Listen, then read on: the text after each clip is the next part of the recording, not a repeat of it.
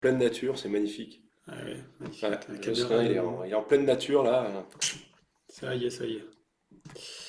On n'a pas osé le faire en vraie nature, mais on aurait pu, parce que c'est vraiment notre domaine. Et Jocelyn, c'est ton domaine apparemment.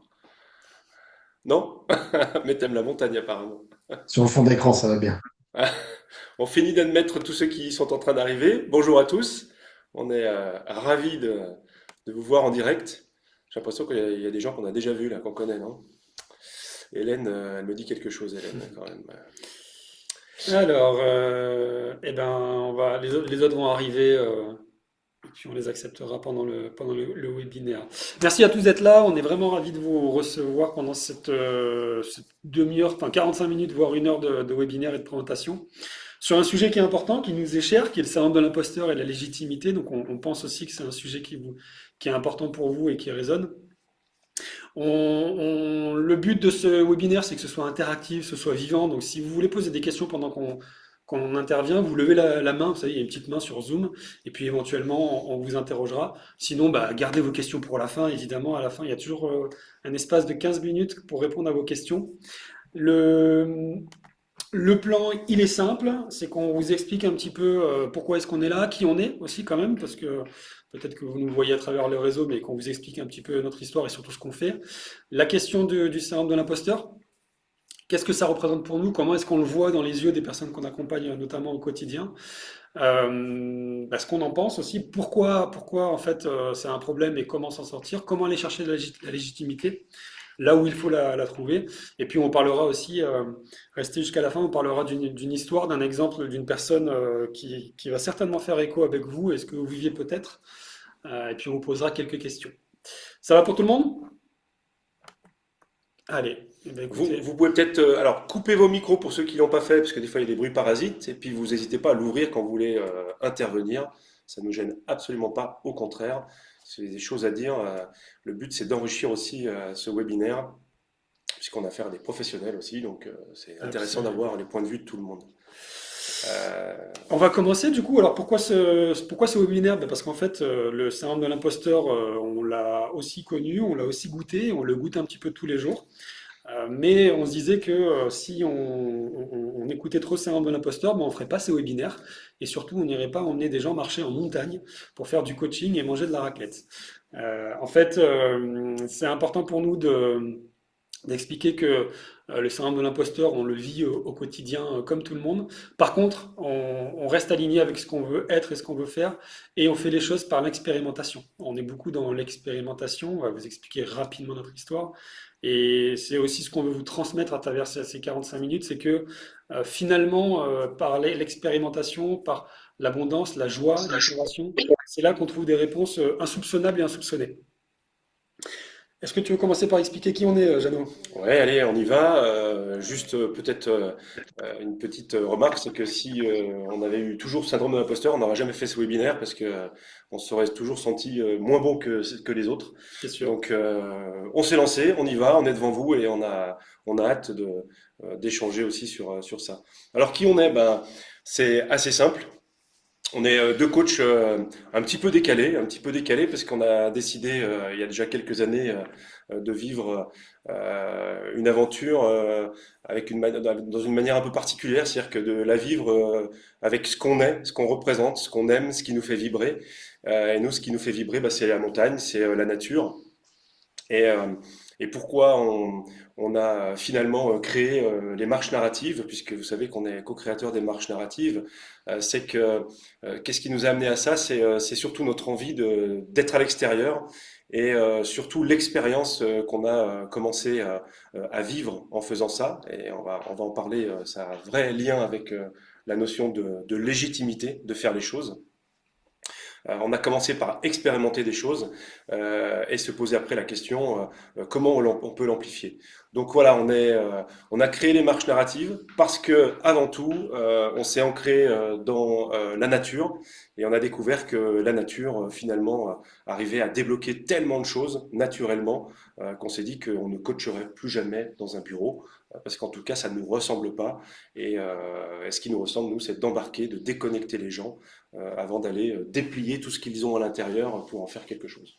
Voilà qui on est.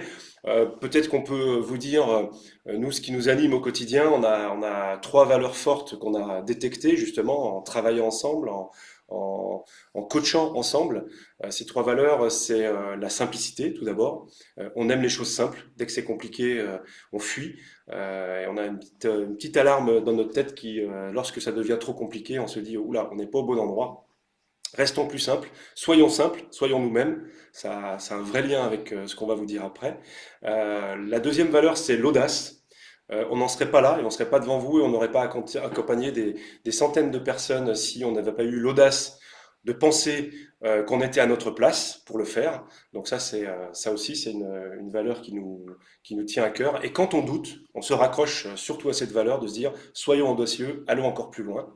Et puis, la troisième valeur, donc simplicité, audace, c'est la liberté.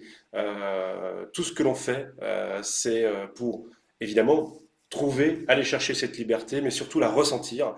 Et la liberté, c'est pas simplement faire que ce qu'on veut, ça c'est sûr, mais c'est se sentir libre de douter, se sentir libre d'explorer des choses et se sentir libre aussi de dire non parfois à certaines choses qui nous enferment trop et qui nous empêcheraient justement d'être nous-mêmes. Voilà qui on est. Je sais pas si tu veux ajouter un Ouais, je truc. rajouterais une valeur importante pour nous qui est la sincérité. Et d'ailleurs, on vous invite vraiment à réfléchir sur cette notion qui est la sincérité. C'est ce qui drive aujourd'hui toutes nos actions, tous nos comportements et tous nos choix dans notre activité depuis maintenant 3 4 ans. Euh, Parce qu'en fait, on considère qu'au-delà de faire du coaching, on tisse des conversations sincères avec les personnes qu'on exfiltre en montagne avec nous. C'est aussi l'intention qu'on pose dans ce webinaire, c'est d'être sincère avec vous, de vous expliquer aussi qu'on a douté, mais comment est-ce qu'on a trouvé la légitimité qu'on estime avoir aujourd'hui et espérer que vous aussi vous puissiez la trouver à votre tour. La sincérité, c'est important. On l'applique au quotidien dans notre manière de faire et notre manière de faire à travers les marches narratives. On a plusieurs façons, hein. Vous savez qu'on amène des personnes et des coachs notamment 36 heures en montagne pour déconnecter et trouver sa vraie posture, trouver sa vraie légitimité. On emmène aussi des entreprises qui ont envie de travailler sur des discussions profondes et sincères dans les codires et puis entre les associés notamment. Parce que c'est l'ingrédient principal chez nous, c'est avant tout la sincérité, l'authenticité, et pour nous c'est important, donc c'est ce qu'on va tâcher de faire avec vous pendant ce webinaire. Je rajouterai rien de plus pour ce qui est de nous, notre histoire. Si ce n'est qu'on a on a une forte ambition, une forte mission, qui est de créer des espaces de sécurité et de sincérité pour un maximum de personnes, pour que tout le monde puisse faire tomber les masques. Que tout le monde puisse reprendre aussi ses droits d'auteur, et vous avez compris le jeu de mots, hein, auteur avec le côté acteur de sa vie, et puis la montagne et le sommet.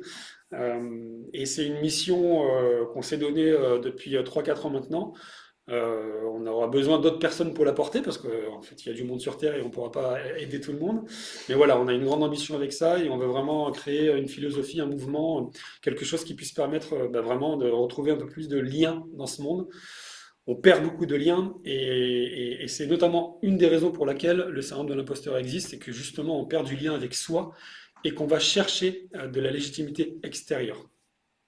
Ça fait le lien avec ce qu'on veut vous expliquer tout de suite maintenant, qui est finalement qu'est-ce que c'est le syndrome de l'imposteur, enfin, en tout cas quelle est notre vision, parce qu'on a tous une définition, quelle est notre vision du syndrome de l'imposteur et pourquoi aujourd'hui, c'est un problème pour la plupart des personnes, et peut-être votre cas également si vous êtes là. Euh, Tu veux enchaîner sur la vision? Ouais, enfin, sur notre définition, parce qu'encore une fois, on ne détient pas la vérité, et je ne sais pas si quelqu'un la détient parmi nous, mais si jamais on est preneur, mais nous, on a pour habitude de dire qu'on a notre vision, notre vérité à nous, qui n'est pas universelle, mais en tout cas, c'est celle à laquelle on s'accroche, et qu'on est prêt à faire vaciller, évidemment, mais qui nous permet de comprendre comment on fonctionne. Donc, nous, la légitimité, et puis derrière, c'est évidemment tout ce qui est syndrome de l'imposteur.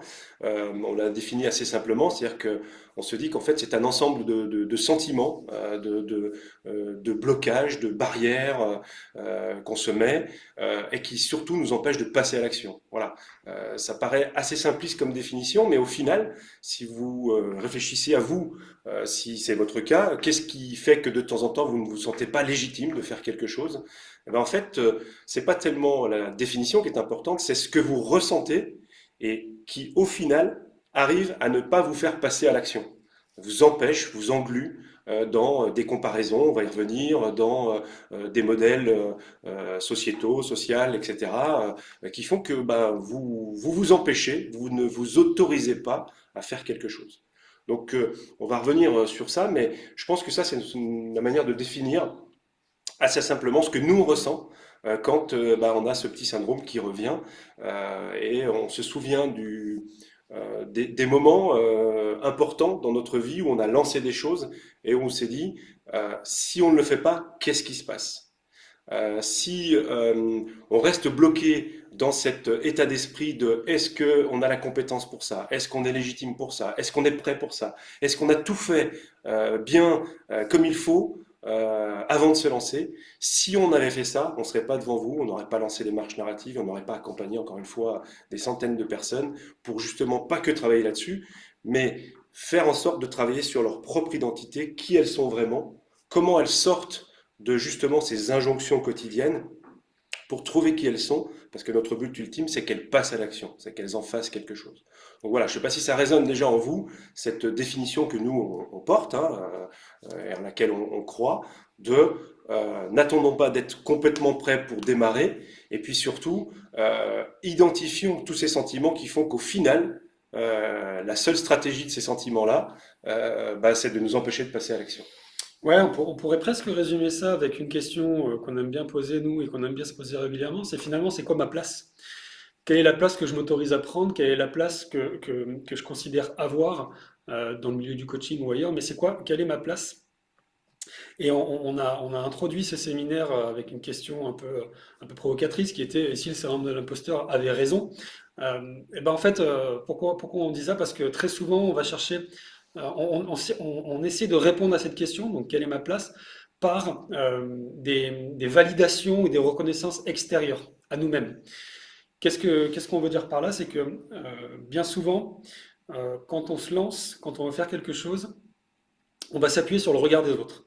Pardon, sur le regard des autres, sur ce que les autres vont penser, sur le jugement des autres. Et pour appuyer ça, on va aller chercher de la légitimité extérieure, qui va s'appuyer sur des diplômes, des certifications, etc. Des réussites, Des des critères réussites. de réussite en fait, comme gagner tant d'argent parce que l'autre le fait. Voilà, c'est Absolument. Et la difficulté avec ça, c'est que peut-être que certains connaissent très bien l'effet de Dunning-Kruger. Vous savez, c'est plus on rentre dans le champ de la compétence et de la connaissance, plus on s'aperçoit de l'étendue de notre ignorance. Et c'est un peu ce qui se passe quand on va chercher un petit peu la légitimité par les diplômes, ou la légitimité par de nouvelles formations, ou la légitimité par de nouvelles connaissances, et pas assez par l'expérimentation et surtout par qui je suis et quelle est mon histoire personnelle. En allant chercher à chaque fois cette légitimité extérieure, qu'est-ce qu'on fait? Finalement, on est en train tout doucement de creuser son syndrome de l'imposteur. On est en train de le renforcer. On est en train finalement de trouver un refuge. Et le refuge, c'est un terme qui nous plaît bien parce que c'est la sémantique de la montagne. Mais c'est juste un refuge de j'ai pas encore assez de compétences, j'ai pas encore assez de connaissances pour exister. J'ai pas encore assez de diplômes ou de certifications pour prouver que je suis à la bonne place, pour prouver que je prends pas la place de quelqu'un d'autre, ou pour prouver que, en fait, on ne va pas me juger. Mais plus je fais ça, plus je m'aperçois que j'en ai jamais assez. Et nous, on le voit au quotidien. À chaque fois, c'est il faut que je me forme à ci, il faut toujours plus. Et dans le toujours plus, il y a aussi la problématique de la comparaison. Un tel a fait ça, un tel a fait ci, je dois moi aussi faire ça, je dois aussi faire cela. Évidemment, les réseaux sociaux amplifient tout ça parce qu'on est submergé par, c'est l'obésité informationnelle, hein. On est submergé par ce qu'on voit à travers les réseaux sociaux. Par ailleurs, ce que montrent les personnes sur les réseaux sociaux, ce n'est pas ce qu'elles vivent à l'intérieur d'elles-mêmes. D'accord? On montre souvent les réussites, on montre souvent les diplômes, on montre souvent les choses extérieures à nous, mais on ne montre pas nécessairement ce que l'on vit à l'intérieur. Et ça, pour nous, c'est un problème. C'est que aller chercher sa place, pardon, aller chercher sa zone de génie, aller chercher son trésor intérieur, aller chercher sa légitimité par des éléments extérieurs à nous, pour nous, il y a une incohérence qui est presque brutale et qui est même fondamentale. Et c'est une incohérence qui, selon nous, est important de lever et important euh, d'éclaircir parce que, en fait, en faisant ça, on ne fait que renforcer son syndrome de l'imposteur. On ne va pas chercher la vraie légitimité, celle qu'on doit incarner. Parce qu'on y viendra après. Aujourd'hui, pour trouver sa place, en fait, c'est pas comment trouver sa place, c'est comment manifester la place qu'on a toujours eue. Comment je fais en sorte que, finalement, grâce à mon histoire, parce qu'on a tous des histoires personnelles, hein, on est tous singuliers, on a tous un trésor intérieur, on a tous des zones de génie hein, par ailleurs, mais c'est juste qu'on la cache. On la cache, pourquoi? Parce qu'on met des couches et des couches de compétences extérieures, connaissances extérieures, de refuge. Et en fait, on va dans un refuge, parce qu'on croit que c'est un refuge, hein, les diplômes, etc., plutôt que d'aller chercher son trésor intérieur et de dire, moi, ce qui m'anime, moi, ce que je veux incarner, moi, ce qui me fait vibrer, moi, ce qui me met en joie, et on insiste sur la joie, et on va vous expliquer avec l'expérience qu'on a vécue récemment avec une personne, si je vais sur ce qui me met en joie et qu'est-ce qui m'a toujours caractérisé, c'est là que vous allez jouer sur la différenciation. C'est là que vous allez trouver votre place, et c'est là que, en fait, la question de la légitimité, elle se posera plus. Ce sera plus une question, ce sera une évidence. D'ailleurs, posez-vous la question, on pourrait faire l'exercice, mais vous vous la posez puis vous aurez votre propre réponse. Quand vous vous présentez à quelqu'un, vous êtes tous accompagnants, thérapeutes, coachs, et donc vous avez choisi un jour d'être ça. Et quand vous avez choisi d'être ça, peut-être que vous êtes imaginé la manière ou la personne que vous vouliez être pour accompagner les autres. Eh bien, faites cet exercice, remémorez-vous la dernière fois que vous êtes présenté à quelqu'un, à un client, à un prospect, ou même à une connaissance qui vous a dit tiens, tu fais quoi toi? Eh bien, essayez d'aller chercher qu'est-ce que vous avez dit sur vous, qu'est-ce que vous avez dit que vous incarniez, qu'est-ce que vous avez dit qui vous ressemblait vraiment, et puis faites le tri avec ce que vous lui avez dit sur votre CV, vos compétences, votre expérience, ce que vous avez déjà fait, combien de personnes vous avez déjà accompagnées, etc. Et regardez la proportion en fait de ces deux parties-là.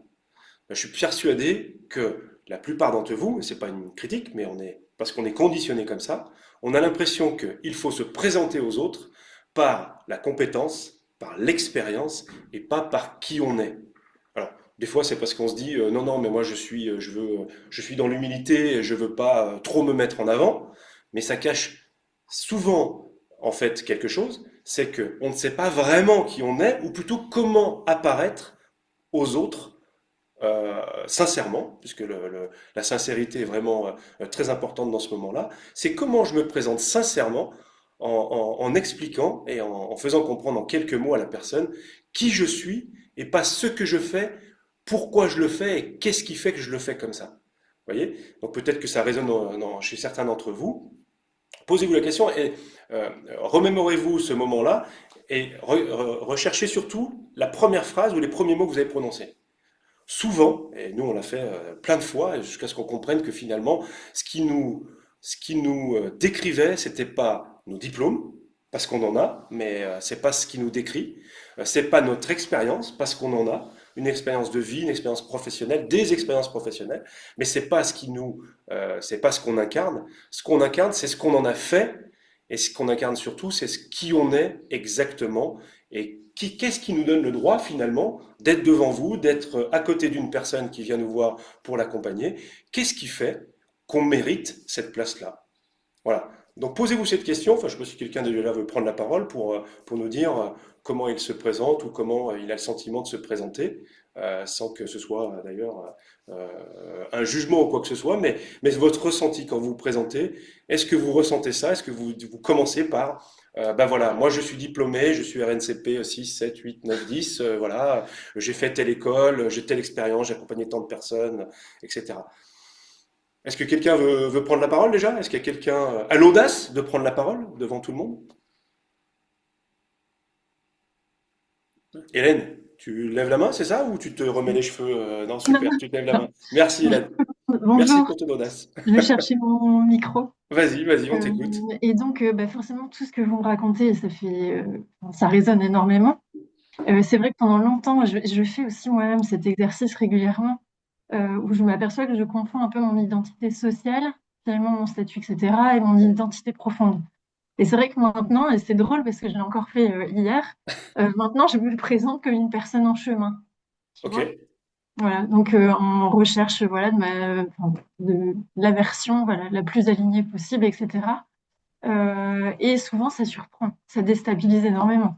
Et c'est quoi pour toi, quand tu dis à quelqu'un je suis en chemin, ça exprime quoi pour toi, de toi?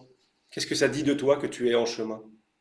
Ouais, c'est-à-dire que oui, je chemine et en fait, comment expliquer ça? C'est parce qu'en plus, j'embarque pas mal de gens aussi avec moi sur des marches. En fait, quand je chemine, c'est-à-dire qu'il n'y a pas une vérité. Je pense qu'on avance et avec la vie, etc. Enfin, finalement, on est toujours sur des versions un peu différentes de nous-mêmes. On évolue, on grandit. Et donc, j'aime à dire que je suis en chemin, mais c'est vrai que ça déstabilise. On attend toujours une réponse plus pragmatique pour pouvoir mettre dans une case quelque part la personne Ouais, en face. et deux choses. Bah, merci, vraiment, Merci, c'est Hélène. évidemment que ça résonne en nous, être sur le chemin. Je pense qu'on pourrait être sur le même chemin ou d'autres chemins, mais en tout cas, on chemine. Moi, j'aime bien deux choses dans ce que tu dis, et ça résonne en moi de cette manière. Le côté, puisque je suis en chemin, c'est que je ne sais pas tout. Il reste des choses à découvrir. Le côté, bah tiens, ceux qui veulent me suivre, le côté un peu Forrest Gump, on a ça, où, bah si vous voulez me suivre, vous êtes les bienvenus, quoi. Et vous partez quand vous voulez, c'est OK, d'accord? Euh, et puis, ce côté, euh, c'est un peu faire de la résistance à ce qu'attendent les autres. Quand tu dis, finalement, ça surprend les gens, parce qu'en fait, c'est une forme de résistance, en fait, que tu es en train de faire, parce que tu es en train de résister à ce qu'attendent les autres. Et ce qu'ils attendent, bah, c'est ce qu'on sait faire le mieux, c'est de dire, euh, qu'est-ce qui fait qu'on est là, avec, encore une fois, un diplôme, qu'est-ce qui fait que je te choisirais toi comme coach? Ce qui va me rassurer, c'est que tu me dises que tu as des diplômes, que tu as accompagné je sais pas combien de personnes, et puis on n'a jamais le bon Exactement. chiffre parce que tout le monde attend un chiffre différent. Et si tu rentres là-dedans, et si tu as changé, c'est que tu as compris déjà, si tu rentres là-dedans, c'est toujours une mauvaise réponse pour la personne qui attend ça. Parce que tu pourras jamais tomber pile sur la réponse qu'elle attend. Alors que si tu dis qui tu es, bah, tant mieux si ça surprend, parce qu'au moins c'est que tu as réveillé une émotion, en tout cas un côté humain chez la personne, et derrière ça te permet de te légitimité en tant que être, en tant que personne, en tant que Hélène, je suis devant toi parce que moi je suis en chemin, et si tu veux t'embarquer avec moi, ben, tu es le bienvenu. Et c'est vrai que les personnes qui sont réceptives, généralement, du coup, s'autorisent aussi, finalement, à Ouais, sortir de ouais. cette identité sociale et à parler un peu plus d'eux-mêmes en vérité. Tu ressens ça, le fait Ah, d'incarner bah, alors, le... pas chez tout le monde, Ouais, mais en tout cas, chez ouais, les personnes prêtes, en tout cas, elles oui, s'autorisent. ouais. Elles s'autorisent. Et qu'est-ce que ça produit chez ces personnes-là qui s'autorisent à être elles-mêmes parce que toi tu l'es? Euh, je pense que ça leur, enfin, j'espère, en tout cas que ça leur, mais oui, en tout cas les retours que j'ai, ça leur fait du bien d'avoir cet espace de vérité justement. Ouais, En fait, on se ouais. colle pas des étiquettes et on peut être pleinement soi, mais souvent les gens sont déstabilisés, non pas forcément les mots, parce qu'ils se sont jamais réellement posé la question. Et est-ce que tu as le sentiment que c'est plus facile pour les personnes depuis que tu te présentes comme ça, ou c'est plus facile quand tu te Pas présentais facile, mais sur... même pour moi, hein, Ouais, enfin, je l'avoue en toute humilité, hein, c'est pas simple parce que du coup, comme les gens attendent, surtout en tant que coach, quand c'est en plus une démarche professionnelle, les gens veulent être rassurés, comme tu le ouais. dis, avec voilà, des En tas fait, de choses. ça Mais résonne du coup, beaucoup en c'est un nous. peu contre-productif pour moi, tu vois, si tu veux. Oui, Mais au final, oui, je capte les prospects qui sont vraiment prêts à aller sur ouais. voilà, ça c'est professionnellement. Après, moi, personnellement, je reste pleinement alignée avec mon chemin et j'essaie de pas trop dévier Et et tu d'être acceptes que des personnes ne viennent pas parce que tu es qui exactement. tu aimes et que ça leur correspond pas, évidemment. C'est ça. Et c'est bien parce que ça nous, enfin, merci parce que ça nous renvoie à nos débuts. Et je pense que c'est intéressant que vous aussi vous puissiez faire cet exercice. Qu'est-ce qui a fait que vous vous êtes lancé dans cette activité-là? Nous, à notre tout début, on aurait pu rester bloqué dans ce sentiment de est-ce que finalement on est légitime pour lancer du coaching en randonnée, mais pas simplement de marcher, mais de faire en sorte que la personne se retrouve sur ce chemin, pour reprendre ton expression, Juste pour vous situer un peu comment on a démarré, en fait, on n'a pas attendu d'être complètement prêt. On a vécu une expérience, nous, parce qu'on est parti marcher en montagne et on a commencé à discuter et évidemment à se coacher et on a ressenti qu'il y avait quelque chose qui se passait de très fort. Parce qu'on était en nature, mais parce que on se sentait bien en nature et on se sentait bien être nous-mêmes en pleine nature. Donc ça, c'est notre élément à nous. Il y en a plein d'autres, hein. Mais nous, on a compris que c'était vraiment notre élément. Et qu'est-ce qu'on a fait? On s'est dit, mais il faut qu'on embarque un maximum de personnes et qu'on regarde ce qui se passe. Si on avait attendu d'avoir une méthode, si on avait attendu de se dire, OK, comment il faut qu'on sécurise le truc, etc., on n'aurait jamais rien fait. On se serait retranché derrière nos peurs et derrière, finalement, ce qu'on protège, c'est-à-dire le côté, est-ce que je veux vraiment montrer qui je suis? En lâchant ça, en se libérant, en faisant, en passant à la pratique, en passant à l'expérimentation. Donc il y a des gens qui ont fait les cobayes, hein, on se souvient bien des premières personnes. D'ailleurs, on a adoré, on s'est bien marré, et on continue à bien se marrer parce que le côté kiff, le côté vibration, le côté faire ça dans la détente et aussi parfois dans l'humour, c'est quelque chose qui embarque évidemment pas mal de personnes. Donc on se souvient de ça, on se souvient que euh, c'est pas les doutes qui nous ont fait progresser. Au contraire, c'est pas le fait qu'on se sente pas légitime. Au contraire, c'est le fait que on s'est dit, mais il va se passer quelque chose. On en est persuadé. On sait pas quoi, mais on va chercher ce qui va se passer. Donc c'est l'histoire de ton chemin aussi, c'est de dire, bah ok, je connais pas la destination, tant mieux. En tout cas, nous, ce qui nous concerne, on veut pas connaître la destination, mais on est curieux de découvrir ce qui se passe après chaque étape et après chaque accompagnement. Donc là, merci en tout cas, Hélène, pour Merci Hélène ton témoignage. pour ton intervention. Vous l'avez compris, à notre sens, la légitimité, elle ne se certifie pas, elle se vit avant toute chose. Elle se vit à travers votre histoire, à travers vos expériences, mais surtout à travers le message que vous voulez porter au monde, quelque part. Et évidemment qu'on a été habitué à mettre le faire avant l'être. Qu'est-ce que tu fais, etc. Mais pour nous, c'est important de déjà choisir, de déjà savoir qui je suis, quelle place j'ai et quelle légitimité je veux m'autoriser à prendre pour ensuite passer à l'action. Récemment, on a eu un entretien avec une personne qui voulait qui lançait pardon, un projet et qui était déjà dans, bah, voilà, je me fais accompagner avec des stratégies d'acquisition, etc. Et en fait, ok, mais à la question quelle place tu veux prendre, qui tu es, comment tu trouves ta légitimité, cette même personne ne savait pas répondre. Ben, c'est normal parce qu'en fait, elle n'a pas travaillé sur ses fondations. Et la problématique, c'est qu'elle fondait sa réussite future sur la comparaison. D'autres font comme ça, donc moi je dois faire pareil. Mais le souci, c'est que si vous ne trouvez pas la bonne place qui vous êtes, finalement tout va s'écrouler. Et derrière, c'est un château de cartes. Et donc la légitimité, elle ne se certifie pas, elle se vit. Et ça, c'est important. Et elle ne s'acquiert pas non plus en ayant forcément la volonté de montrer ses résultats ou de faire comme les autres. Vous devez, et on va passer à finalement comment trouver ce qu'on appelle la légitimité incarnée, vous devez incarner ce que vous faites au quotidien, ce que vous produisez au quotidien. Faut que vous soyez cohérent, congruent, aligné, vous prenez le mot que vous voulez, mais on ne peut pas dire j'aide les personnes à avoir un équilibre de vie si moi-même je travaille 60 heures par semaine. D'accord? On ne peut pas dire je vais marcher en montagne si on a l'habitude de travailler avec des tableaux Excel ou derrière des caméras. Bon, on a du mal avec les tableaux Excel, c'est comme ça qu'on prend cet exemple.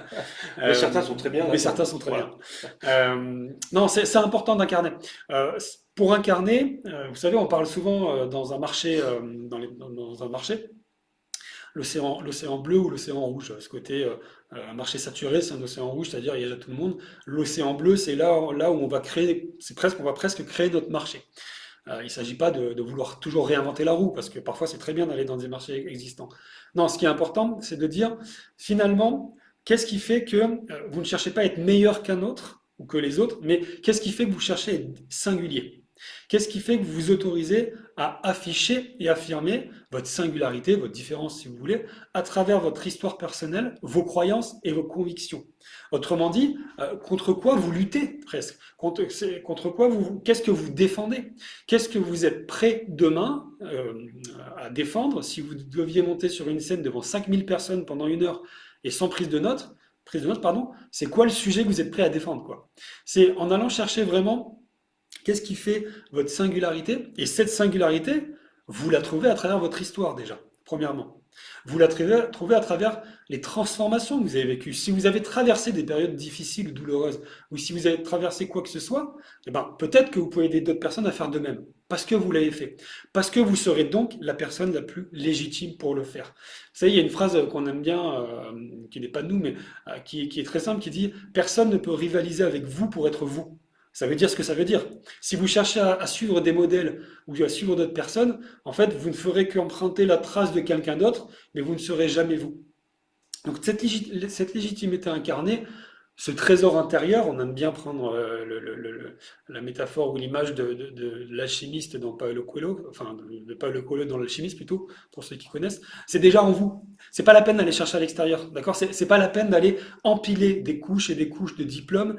Même si évidemment on n'a rien contre de faire des formations pour acquérir des compétences et des connaissances, on n'a rien contre. Sachez juste qu'on est dans un monde où la compétence et la connaissance, elle est accessible, gratuite et en abondance partout, en ligne, sur YouTube, où vous voulez. Et encore plus à Ecclesia. Mais on n'a rien contre ça. Ce qu'on est en train de dire, c'est que la légitimité, la capacité à être et ensuite la capacité à faire, c'est déjà chez vous. Vous êtes déjà singulier. Vous avez déjà 20, 30, 40 ans, 50 ans d'histoire derrière vous. Et dans chaque histoire personnelle, il y a des transformations personnelles qui méritent, du coup, d'avoir leur place au niveau professionnel. Et ça, c'est super important.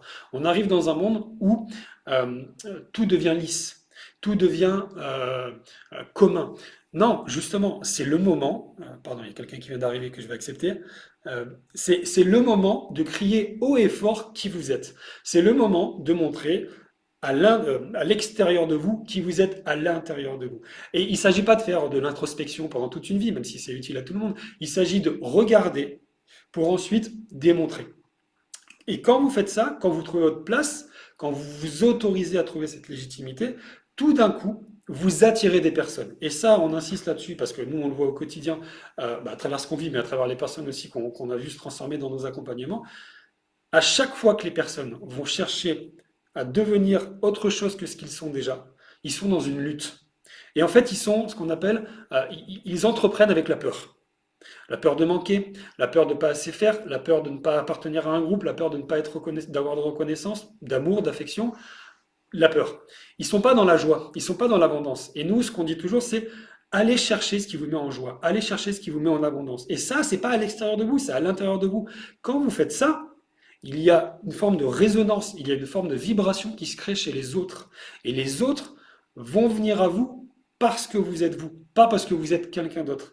C'est super important. De la même manière que si vous communiquez quelque chose et que vous n'êtes pas en cohérence, le jour où vous délivrez, en fait, il va y avoir une incohérence qui va être perçue par le client. Et ça, c'est fondamental. Il vaut mieux se priver de plein de personnes, mais d'attirer les bonnes personnes, parce que le jour où vous êtes avec eux pendant ce que vous délivrez, il y a une alchimie qui se crée. Il y a un lien qui se crée. Il y a une transformation qui se crée. Et après, c'est ces mêmes personnes qui vont parler de vous et qui vont vous recommander. Et ça, c'est important. Et pour terminer là-dessus, sur cette légitimité incarnée et le fait que finalement, cet océan bleu, comme on dit, vous l'avez déjà. C'est juste que vous ne vous autorisez pas à le montrer. Et vous ne vous autorisez pas à le montrer pour X raisons, d'accord? Des peurs, peut-être des micro-traumatismes, peut-être des injonctions, peut-être des il faut, on doit, peut-être, je ne sais pas, le problème de la comparaison qu'on voit sur les réseaux sociaux. Mais en fait, le sujet numéro un, c'est la peur. Si vous restez dans vos peurs, vous restez dans le refuge, à diplôme, à certification, à je ne sais quoi d'autre, à comparaison, etc. Sortez du refuge, hein, c'est l'allégorie de la caverne, hein, de Platon, sortez de la caverne, allez voir le monde, allez expérimenter. Ce qu'on a tendance à dire, c'est que nous, on définit la richesse par le nombre d'interactions qu'on a avec le monde extérieur. Et dans le monde extérieur, on y met aussi bien les personnes que la nature. La nature, vous imaginez pourquoi? Parce qu'on adore ça. Eh ben, si vous voulez multiplier les occasions de réussir, multipliez les occasions de sourire. Si vous ne souriez pas, s'il n'y a pas de joie, il n'y aura pas de sens, il n'y aura pas de business, si on prend un langage trivial. Donc cette légitimité incarnée, elle est déjà en vous. Après, vous aurez des stratégies d'acquisition, etc. D'autres choses, et ça, on sait aussi faire. Mais c'est pas le sujet. Le sujet, c'est que nous, ce qu'on constate au quotidien à travers ce qu'on voit, ce qu'on observe et ce qu'on expérimente, c'est que 95% des gens ne s'autorisent plus à être eux-mêmes. Et je vais te laisser la parole si tu veux. abonder ou rebondir. Mais on va d'ailleurs vous expliquer, vous relater l'histoire de quelqu'un qu'on a vu dans un de nos camps de base, et vous allez voir, ça va faire écho en vous. Euh, ouais, quand j'entends ce que tu dis, ce que disait Hélène tout à l'heure, moi je suis très visuel et j'ai une image qui me vient en fait. C'est que moi j'ai l'impression que en fait l'extérieur, ce qui se passe à l'extérieur de nous, est en train de plier ce qu'on est à l'intérieur. Voilà, on fait une espèce de boule. Voilà, depuis, je pense que tout le monde ressent ça. Et depuis qu'on est tout petit, on a des injonctions. Donc l'extérieur nous plie. Et l'extérieur, ça peut être évidemment nos parents, nos relations, nos expériences professionnelles. Mais on fait partie aussi de l'extérieur qui plie bien ce qu'on est à l'intérieur. En tout cas, on s'attache bien à avoir des stratégies d'oublier ce qui nous est vibré pour de bonnes ou de très mauvaises raisons. Euh, et en fait, l'accompagnement, et je pense que vous ressentez tous ça quand vous accompagnez quelqu'un, notre job, en tout cas nous on considère que c'est ça, c'est de déplier justement ça, déplier ce que vous êtes pour regarder, pour commencer à regarder, avoir une espèce de cartographie un peu plus complète et un peu plus réelle, en tout cas qui correspond à la vérité de la personne que l'on accompagne. Ça aussi, c'est un sujet très important et je pense que c'est corrélé aussi à la légitimité de l'accompagnant. C'est s'autoriser en tant qu'accompagnant de se dire, je ne suis pas l'expert de la personne, elle est experte de sa vie, je ne serai jamais autant expert que cette personne-là. Mon job à moi, c'est de déplier justement, c'est de lui montrer ce qu'elle a en elle. En faisant ce travail sur vous, eh ben, vous pourrez évidemment le faire sur les personnes que vous accompagnez.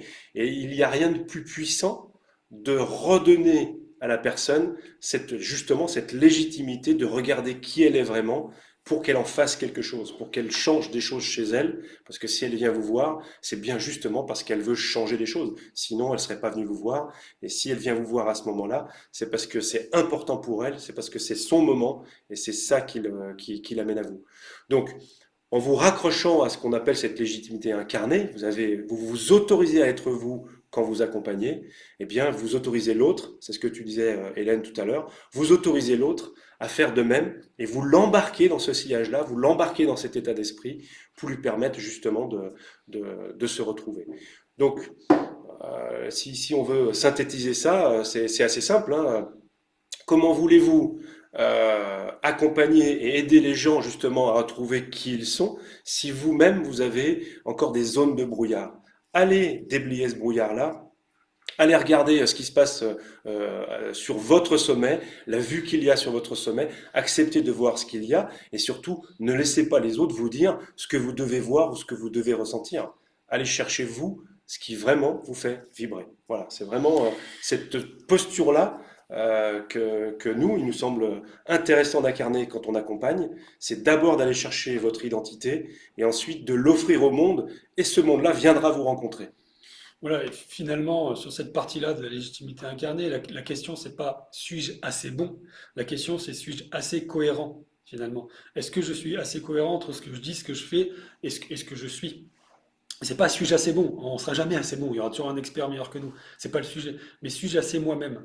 À ce propos, on a une histoire assez courte et simple à vous relater, parce qu'elle nous paraît assez symptomatique de ça, qu'on a vécu dans un camp de base. Donc un camp de base, pour rappel, hein, c'est 36 heures en montagne, où on déconnecte, on crée du lien avec d'autres personnes, et puis on va chercher un peu sa vraie nature.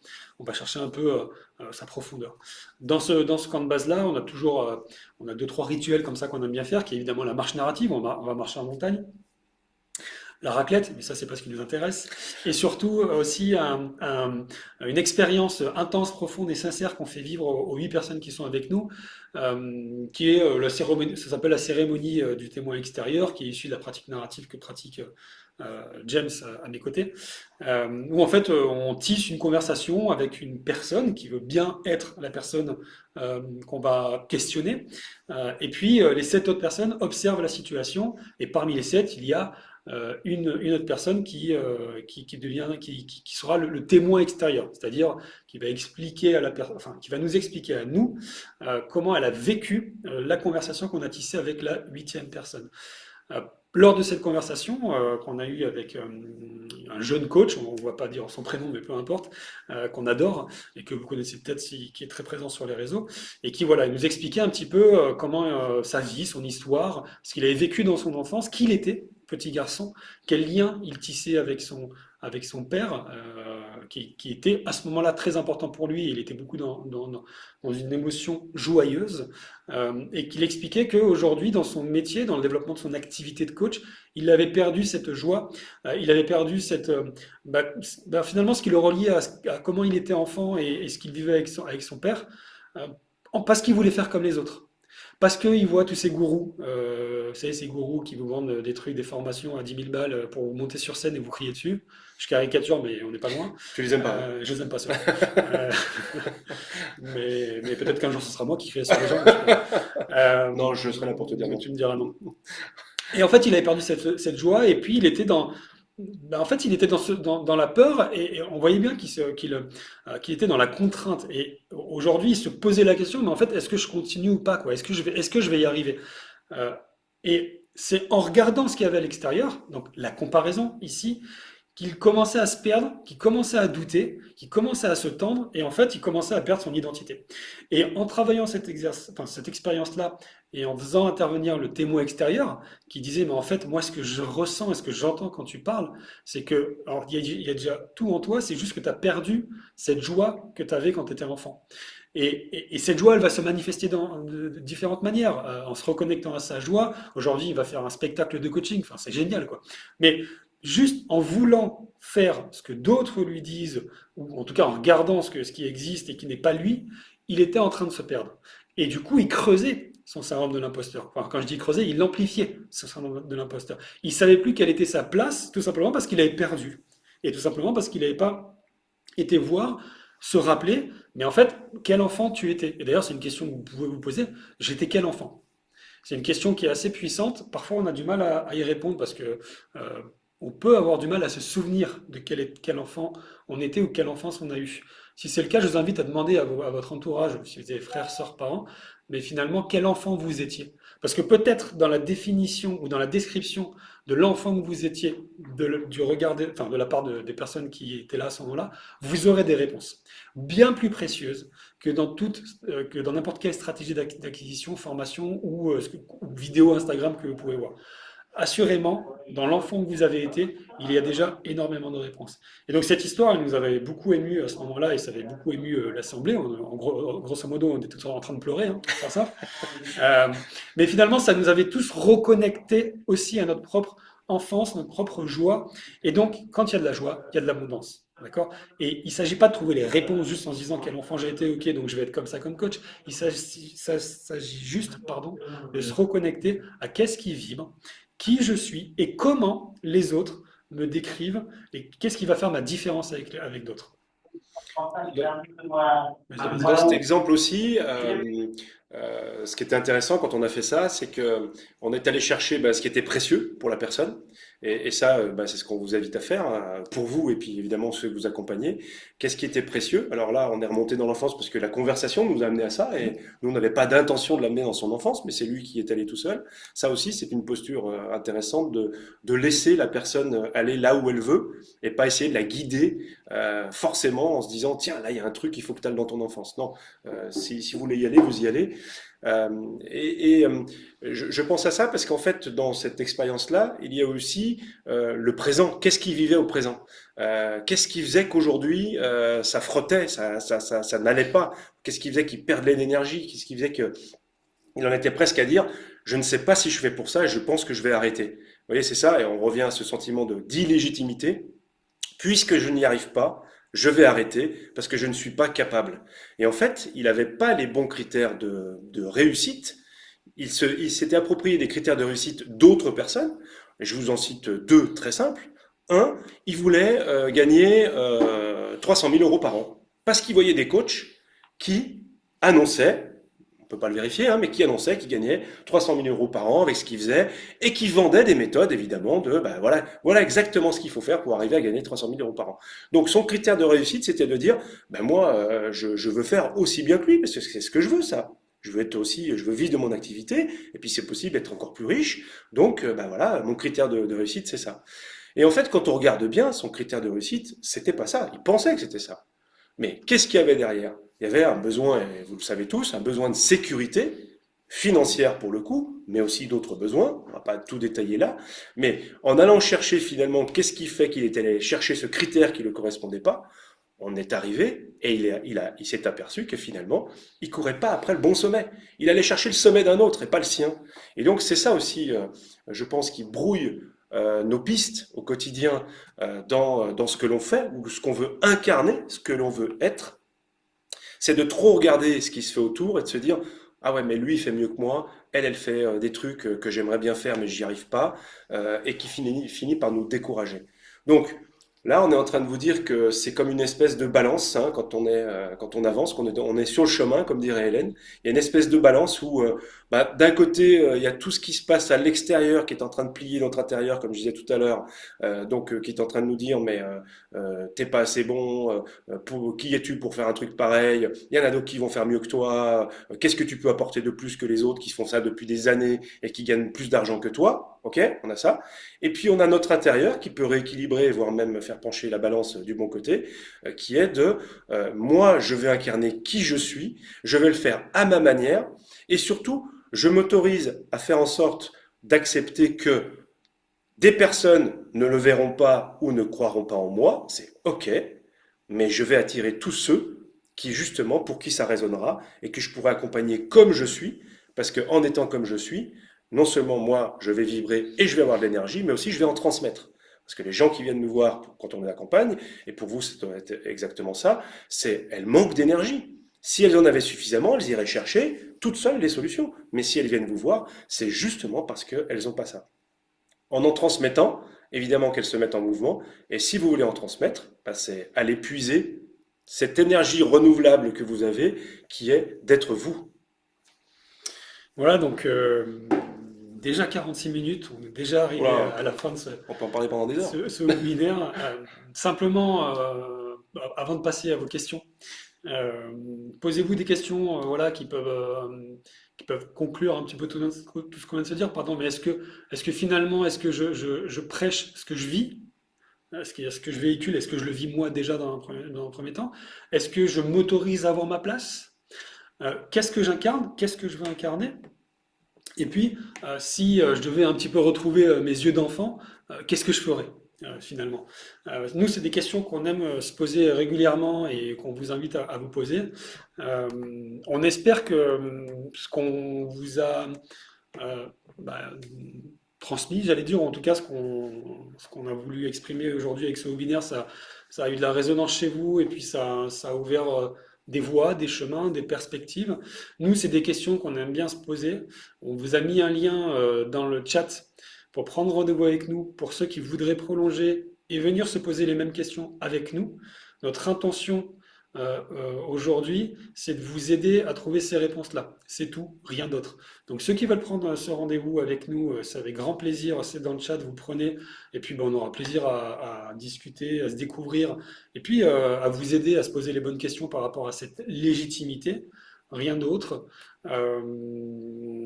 Et sinon, bah, on est tout de suite pour vos questions, ou vos remarques, ou quoi que ce soit, s'il y en a qui veulent prendre la parole pour clôturer ce beau moment avec vous. Michael, on t'écoute. Salut à tous les deux. Bonjour à tout le monde. Salut Mickaël. Merci. Je voulais dire merci sincèrement, merci, parce que ça fait vraiment du bien de vous entendre. Je suis dans une phase, moi, de vie qui est assez compliquée aujourd'hui.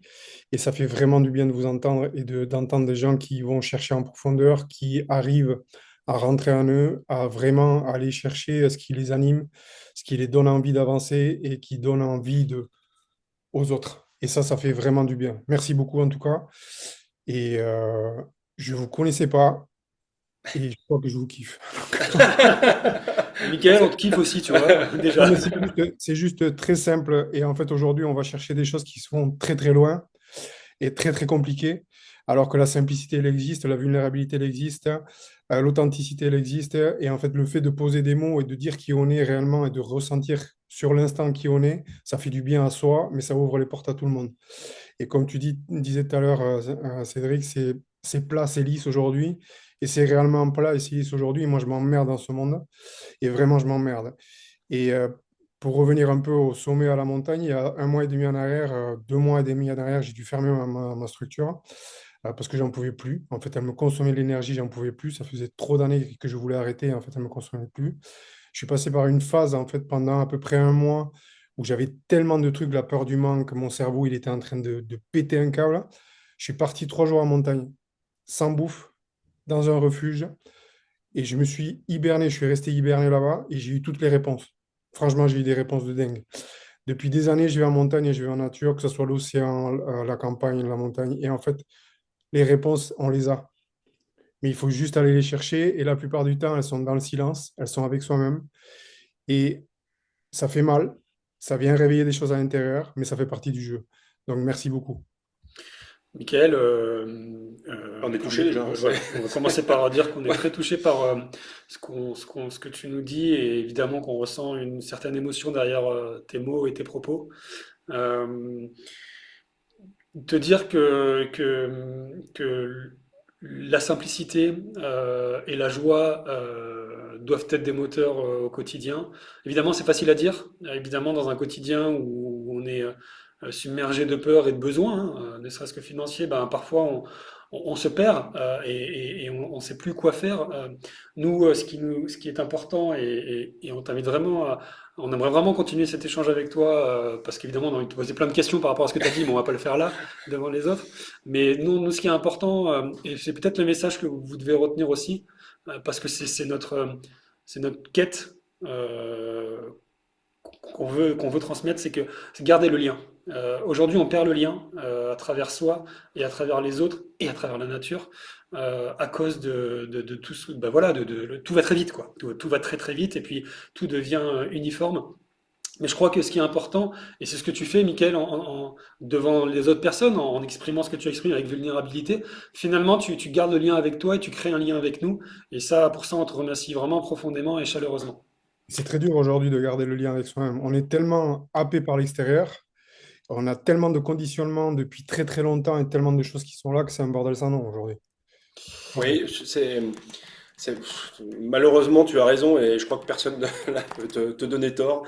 Euh, Après, c'est peut-être un peu direct ce que je vais dire là, mais quand on se rend compte de ça, finalement, ça veut dire qu'on a les moyens de changer quelque chose. C'est-à-dire qu'on a une part de responsabilité dans ce qu'on écoute, ce qu'on retient, ce qu'on en fait, tu vois.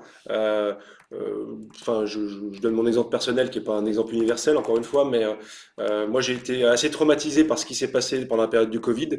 La privation de liberté, on vous l'a dit, hein, c'est une valeur qui est très forte chez nous, et moi j'ai ressenti vraiment quelque chose, une privation de liberté qui m'a vraiment profondément touché. Et en fait, je me suis posé la question, comment je pouvais faire pour ressentir moins ce sentiment d'enfermement. Et j'ai décidé de faire une chose très simple à l'époque, mais qui m'appartient, hein, c'est de ne plus écouter les infos. Parce que je me disais que finalement c'est ça qui était toxique. Mais c'était toxique pour moi, hein, après ça m'appartient. Et en coupant ça, tu vois, en prenant cette responsabilité de dire arrête d'écouter ça, arrête vous souvenez certainement évidemment de ce moment pathétique à 20 heures où il y avait le décompte des morts du Covid, on était tous en angoisse.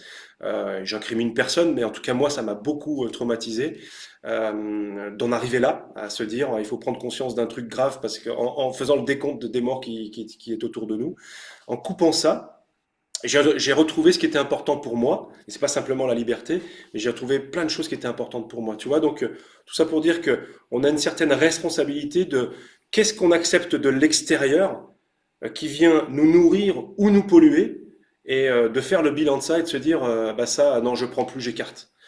J'écarte ces trucs-là. Je dis pas que c'est facile évidemment, mais plus on fait de la place avec ce qui est toxique, plus ça nous permet de trouver de la place pour ce qui nous correspond vraiment. Voilà, c'est peut-être un peu bateau ce que je dis, mais franchement, en faisant cet exercice de dire, ok, tiens, faites l'exercice chez vous aujourd'hui, citez une chose pour laquelle, si vous vous en débarrassiez, vous vous sentiriez plus vous-même, et puis ben, regardez cette chose en face et prenez la décision de faire une première action, une petite action, qui fait que vous allez vous rapprocher de bah, cette chose-là, elle existera un jour plus dans ma vie. Voilà, c'est des petits pas, nous on appelle ça des pas de côté. Hein.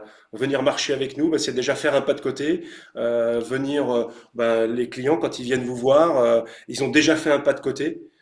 faut célébrer ça, faut les encourager parce que les pas suivants sont pas beaucoup plus évidents, mais le premier pas, faut déjà, enfin, les remercier pour ça. Donc, merci, Mickaël, pour ton témoignage et puis surtout ce que tu nous livres là, et ça résonne beaucoup en nous. Donc, encore une fois, si on peut prolonger la discussion, c'est avec grand plaisir.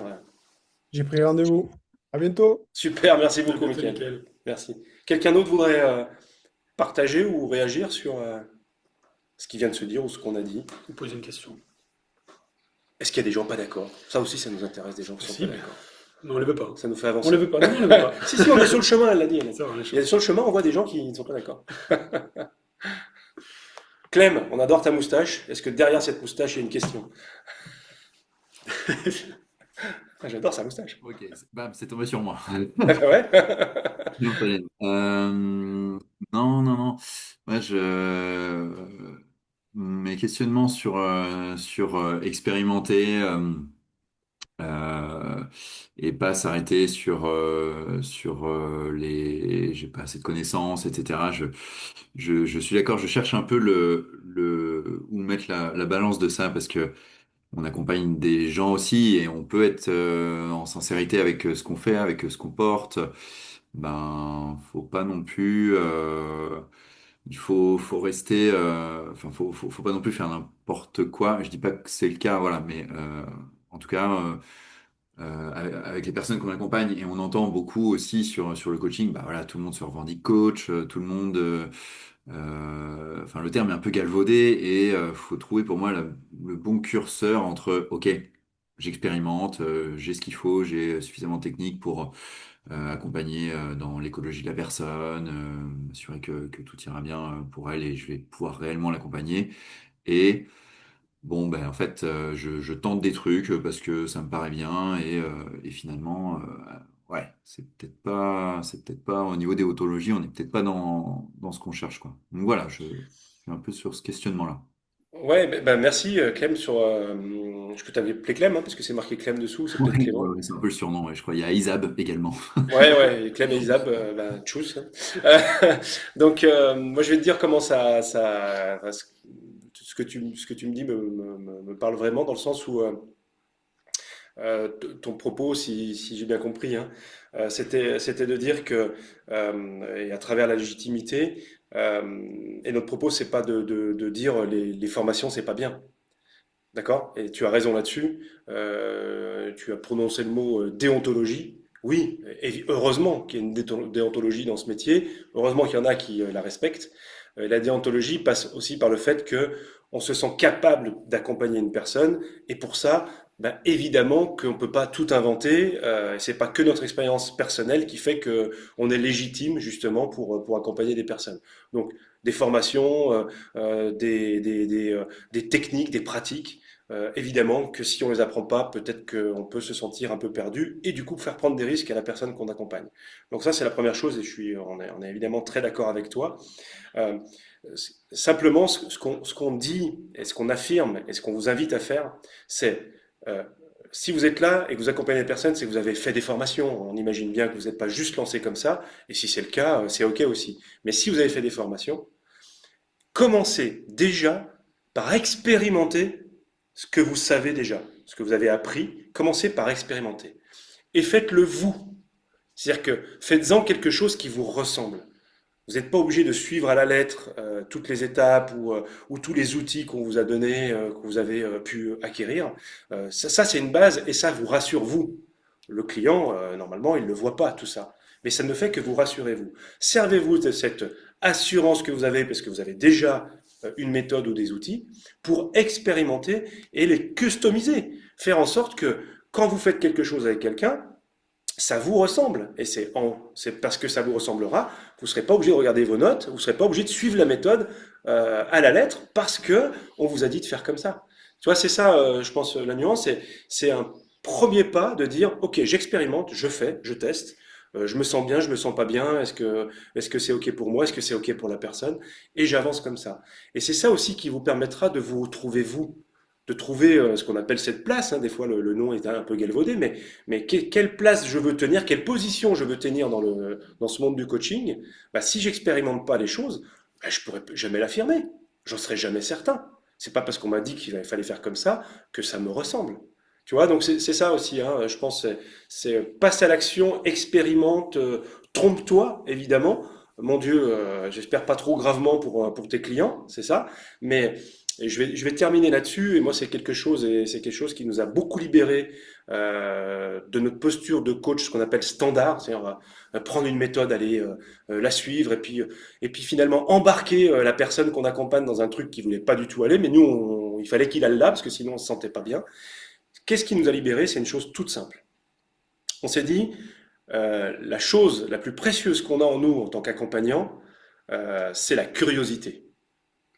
Et en se raccrochant à ça, en se disant, OK, comment je peux être curieux? Qu'est-ce qui fait que je suis curieux et comment je pourrais mettre cette curiosité au service de la personne?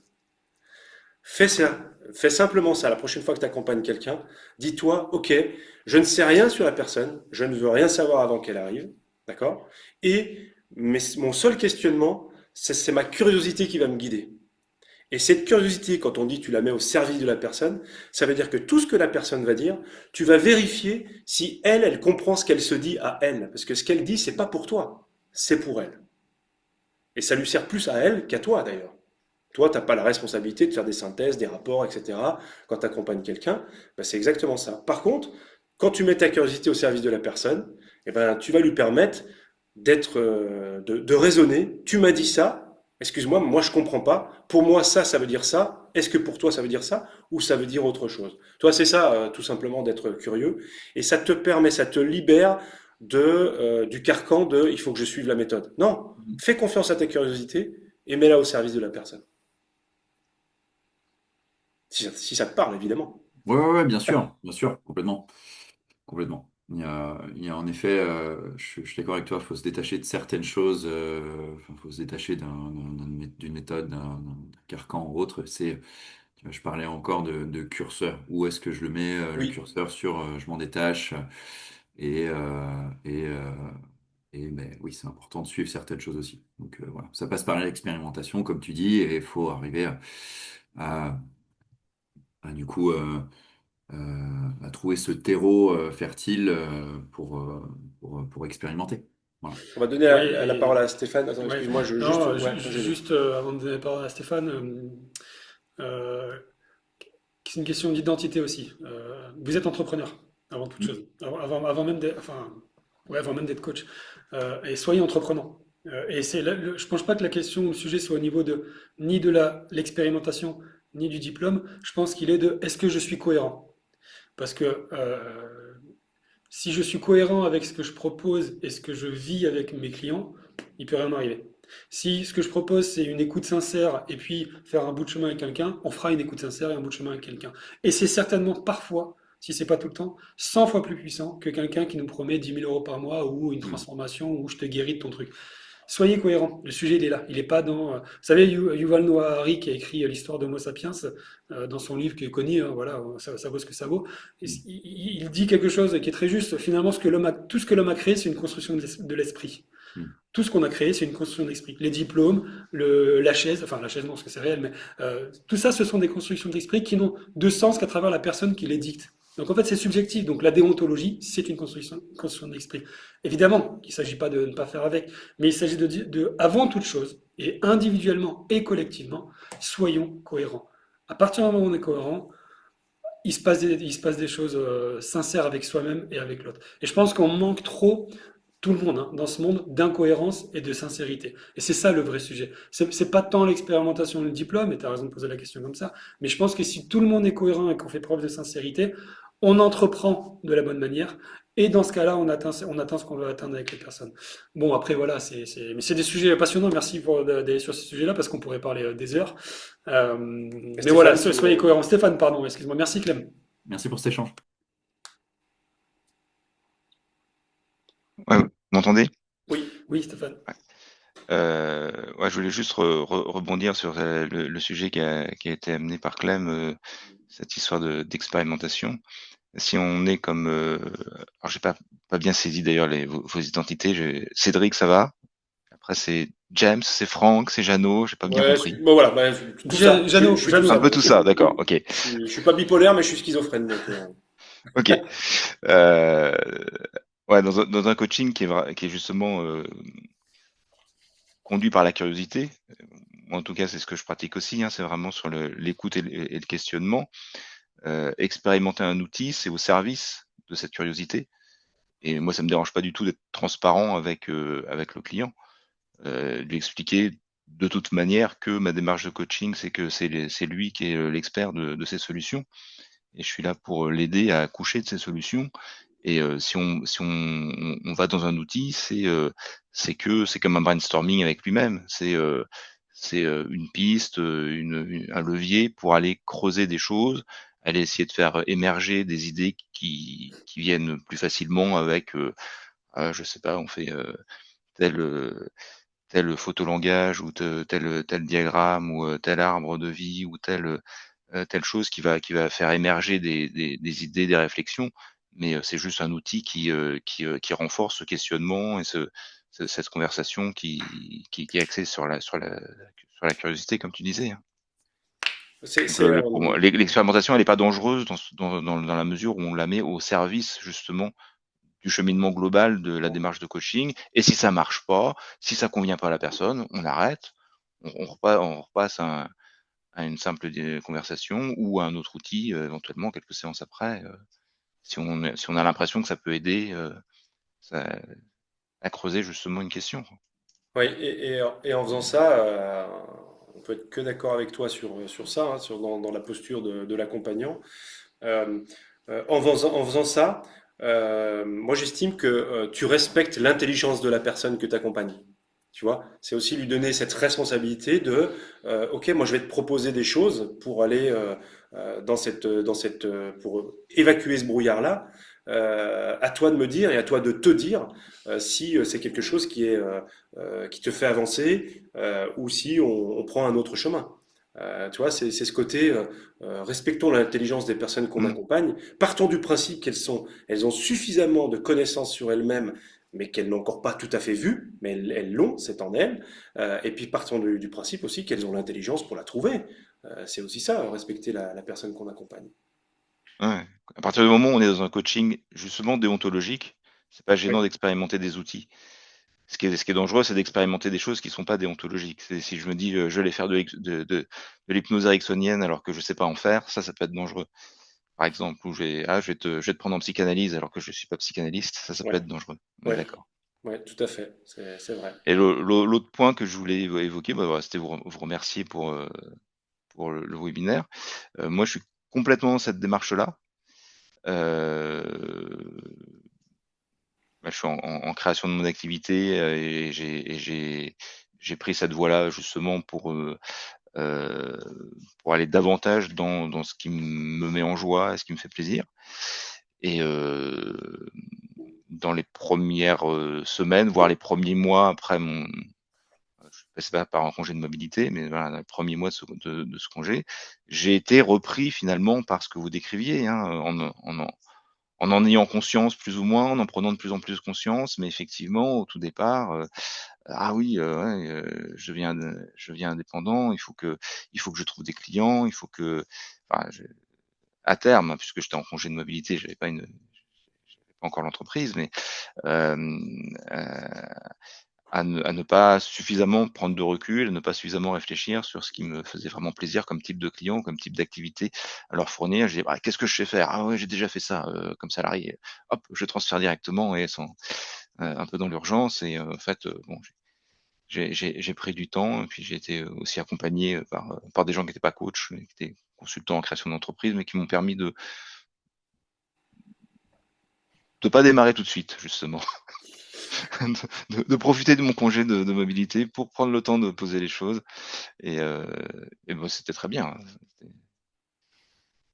Merci permet Stéphane, Merci pour de se recentrer. le témoignage. c'est intéressant et il y a plein de choses dans ce que tu dis. Bah, pareil, hein, si tu veux prendre rendez-vous pour qu'on prolonge la conversation, Ouais, c'est ouais, bien avec sûr, grand ouais, je pense que je plaisir. vais le faire parce qu'il y a des. Ouais, Là, c'est enfin, je veux dire, je suis pas le profil qui est complètement coincé par le syndrome de l'imposteur. C'est quelque chose dont j'ai conscience, dont je sais me séparer, mais tout en étant capable de ça, je suis aussi conscient que à certains moments, on est rattrapé. Est-ce que vous le disiez aussi hein, vous-même que ça vous arrivait d'avoir une petite pointe de ça voilà, effectivement, il y a des moments où ça peut rattraper et selon les phases de la vie personnelle et professionnelle, on peut être plus ou moins fragile entre guillemets et sensible à ce syndrome de l'imposteur et se laisser piéger, quoi. C'est vrai qu'il n'y a pas que l'imposture qui a une stratégie qui nous, malheureusement, des fois nous fait reculer. Il n'y a pas que ça, il y en a plein d'autres. Ouais. Ouais, ouais, Mais ce ouais. sera des thèmes qu'on pourra aborder et, euh, et sur lesquels tu pourras réagir aussi. Mais en tout cas, celui-ci, c'est celui qui, en tout cas, c'est un des thèmes les plus, qui nous tient le plus à cœur parce qu'on voit beaucoup trop de coachs justement qui se lancent pour des bonnes raisons et qui arrêtent pour des mauvaises raisons. Et quand je dis mauvaises raisons, c'est pas une question de Ouais, jugement, ouais. mais c'est parce que on se retranche derrière des choses qui fait qu'on on n'est pas, on sait pas suffisamment qui on est, évidemment, qui on a le droit d'incarner, et on doute. Et du coup, ce doute nous fait ramener sur un chemin qui est plus facile, sur l'autoroute qu'on connaît bien, qui nous rapporte de l'argent, où on a une place sociale, où tout le monde lui dit ah ouais tu fais ça, je comprends bien, ouais j'aimerais bien faire comme toi. Et voilà, bah c'est pas le chemin de traverse qui fait que je suis moi-même et que je dois l'incarner pour que les gens comprennent. Et c'est plus dur. Donc de temps en temps, on va sur des côtés un peu plus faciles. Mais sortez de l'autoroute, passez sur les chemins de traverse et vous verrez, il y a des super paysages aussi qui sont les vôtres d'ailleurs.